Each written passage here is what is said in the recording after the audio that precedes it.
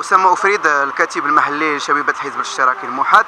كنتواجدوا الآن أمام الملعب ديال ليراك اللي كان موضوع ديال جدل ونقاش، لأنه بقى مغلوق لواحد المدة كتزيد على 3 سنوات، واللي أخيرا كيلقى دابا الطريق ديالو للحل وكيوصل لواحد الحل مؤقت. وكما كنلاحظوا وكما كيلاحظ حتى الساكنه ديال الحي ان هناك اصلاحات خاصه في ازاله الاعشاب من اجل ان يتم الفتح ديالو بشكل مؤقت. وكنا تواصلنا مع رئيس المقاطعه ديال سيس كشبيبه ديال الاشتراكي الموحد، وتوصلنا الى هذا القرار ديال الحل الجزئي حتى تخرج الميزانيه الى اخره، باش ان يكون واحد الاصلاح ديالو بشكل شامل، ويتم الاصلاح كما كان مبرمج منذ الاول منين تغلق هذا الملعب. الان احنا في واحد اللحظه اللي نقدروا نعتبروها زعما لحظه مهمه للساكنه ديال الحي، ومهمه خصوصا للشباب والاطفال ديال الحي، لانهم اخيرا غيلقاو واحد المتنفس وواحد المكان فين يفجروا الطاقات ديالهم. يعني نقدروا نقولوا ان لحظه غتبقى مهمه جدا للساكنه، وغتبقى جد مهمه في الذاكره الجماعيه ديال الحي ديال ليراك. تحياتي للجميع وتحياتي للمجلس البلدي اللي استجاب للنداء ديالنا، وكنا درنا واحد اللقاء مع رئيس المجلس البلدي، وكان واحد الماراثون معاه في الاستمراريه ديال النقاش.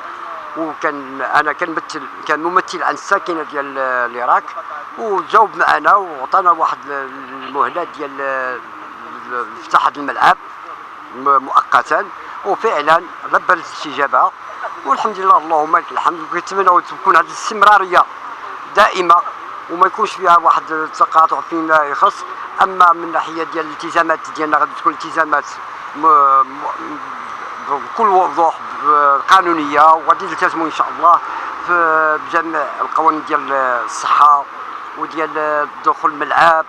البرنامج ديالهم غادي نكونوا متفقين عليه، وكيشكروا جميع اللي كانت تدخلات من الشبيبه ديال الاشتراكي الموحد. كان واقف معنا في جانب المبادره هذه، وكنشكرهم له جزيل الشكر. كان عندنا واحد المشكل ديال فتح ملعب حي ليراك اللي كان دام الاغلاق ديالو لمده 4 سنوات. الحمد لله ملي دفعنا الملف ديالنا لرئيس مقاطعه سيس، الحمد لله استجب الملف ديالنا. تنشكروا رئيس مقاطعه سيس على هذا العمل، وكنشكروا بالاخص الاخ اسامه افريد اللي كيعطي اكثر من جهده. فتيحه الكواكبي فاعله جمعويه منذ اغلاق هذا الملعب القرب بحي ليراك، والشباب ديالنا ما تيلقاش فين يلعب، ما تيلقاش فين واحد المتنفس، لانه كيلعبوا مثلا في الدروبه، كيديروا اجعاز للساكنه. وداك النهار حنا دايزين الصباح بكري لقيناهم كينقزوا السور ديال الملعب ديال المدارس، زعما حشومه عليهم. ولكن منين جات تلقينا بانه غادي يفتح لنا هذا ملعب القرب،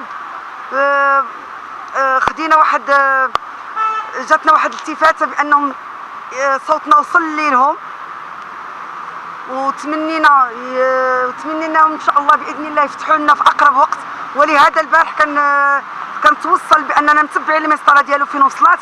البارح توصلنا بانه جات الاشغال ديال البلديه كيحيدوا منه بعض الاعشاب اللي تراكمت لمده سنين، وكنتمنى ان شاء الله قالنا غنسلموه لكم في اقرب وقت.